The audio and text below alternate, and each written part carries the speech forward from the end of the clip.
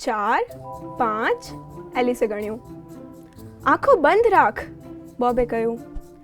બંધ જ છે, બંધ જ છે. બોબ ઉતાવળમાં બેઠક રૂમમાં છુપાવવા માટે જગ્યા શોધવા લાગ્યો. ખુરશી પાછળ, સોફા પાછળ કે પછી પડદા પાછળ. 6, 7, 8, 9 અને 10. પણ સાંભળ બોબ, તને શોધવા માટે તો હું મારી આંખો પણ નહીં ખોલું, એલિસે કહ્યું. આ શું મજાક છે? બોબે વિચાર્યું. બોબને શું ખબર એલિસનું નાક કેટલું તેજ છે. સૌથી પહેલાં તેણે પોતાના નાકનો ઉપયોગ કર્યો. એલિસને સમજાઈ ગયું કે બોબ ખુરશી કે પડદાની પાછળ છે. હવે તેણે પોતાના વિશ્વાસુ કાનનો ઉપયોગ કર્યો. થપ્પો! પકડાઈ ગયો. કેવી રીતે? કેટલી હોશિયાર છું ને હું. આ તો બસ સતર્કતાનો ખેલ છે. બરાબર બરાબર, પણ જોઈ લેજે, ક્વોન્ટમ દુનિયામાં તું આ નહીં કરી શકે. લાગી શરત? ક્વોન્ટમ દુનિયામાં બોબ બધું ગોઠવી રહ્યો છે. ત્યારે જ એલિસે અધીરાઈથી કહ્યું, ચાલ ચાલ શરૂ કરીએ.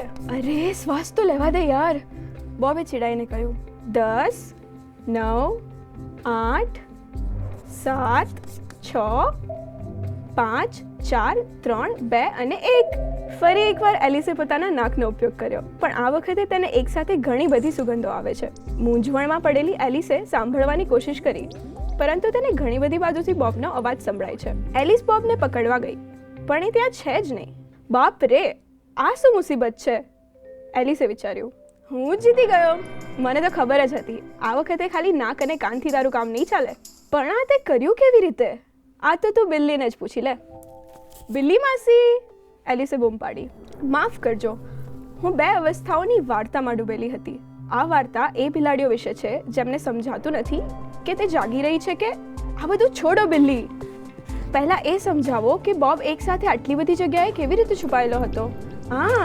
ક્વોન્ટમ ડીકોહેરન્સ. બોબ હકીકતમાં એકસાથે બધી જગ્યાએ નહોતો. તે એક સુપરપોઝિશનમાં હતો.